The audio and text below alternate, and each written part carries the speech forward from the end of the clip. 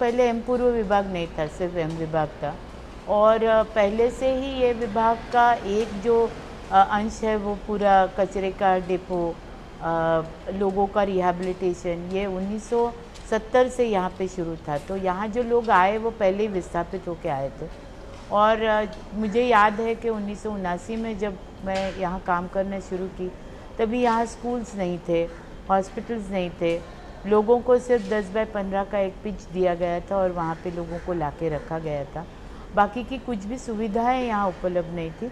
और इसकी वजह से उस समय में भी बहुत सारे प्रॉब्लम्स ऐसे थे कि काफ़ी सारे बच्चे स्कूल से बाहर आ गए थे और उनको शिक्षा की संधियाँ ही उपलब्ध नहीं थी।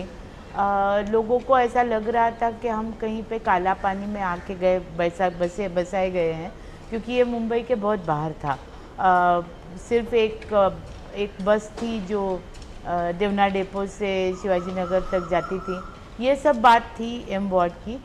उसके साथ साथ यहाँ काफ़ी सारे गाँवठान थे।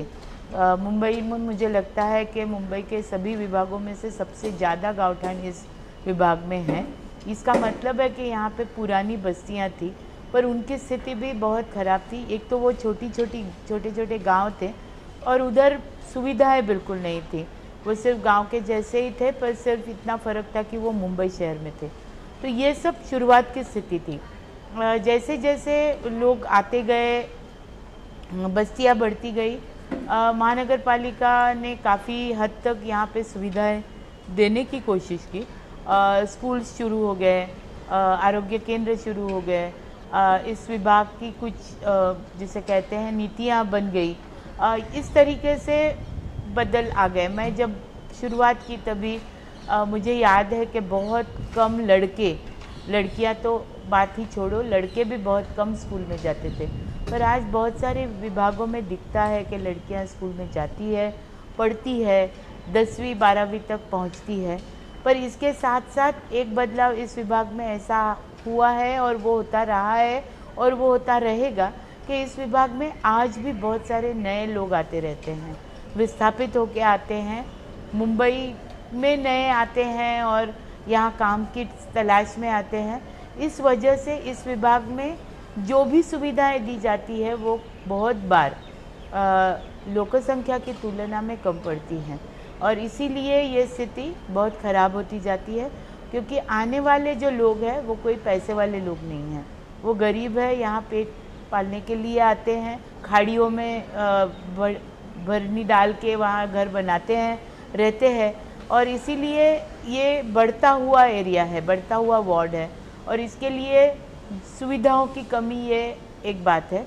और गए 10-15 सालों में और एक बात जो हो गई है, जब से एम पूर्व विभाग अलग किया गया कि ये विभाग ही पूरी तरह 85% झोपड़ियों का बना हुआ है। आप जैसा जानते हैं कि कोई भी झोपड़पट्टी में बिल्डिंग की तुलना में डेंसिटी ज़्यादा होती है, तो लोक संख्या का प्रमाण ज़्यादा है। ये परिस्थिति अभी दिखने लगी है वापस 30 साल के बाद, जब सुविधाओं की कमी थी, यहाँ सुविधाएं नहीं थी, वैसा ही अभी होने लगा है। 1979 में मैंने काम शुरू किया, तब यहाँ के बच्चे इतने कुपोषित नहीं थे।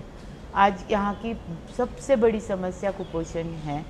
हमारा जो काम का अनुभव है वो दिखाता है कि 50-60% बच्चे जिन्हें सीवियरली मालनरिश कहते हैं, यानी कि दूसरे और तीसरे श्रेणी के कुपोषण में हैं, बहुत कम बच्चे नॉर्मल श्रेणी में हैं।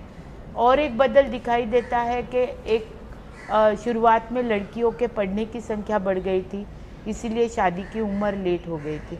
अभी वापस 30 सालों के बाद शादी की उम्र कम होने लगी है, इसीलिए क्योंकि ये सभी लड़कियों की असुरक्षितता का मामला है। इसकी वजह से जल्दी शादी कर देने में माँ बाप सोचते हैं और इसीलिए माँ भी बहुत कमज़ोर होती है, इसीलिए बच्चा कमज़ोर होता है और वो कुपोषित होता है। इसकी वजह से ये वार्ड जिसे कहते हैं कि लोक संख्या ज़्यादा होती जा रही है और इसी वजह से प्रश्न भी और नई समस्याएं यहाँ पे दिखने लगती है।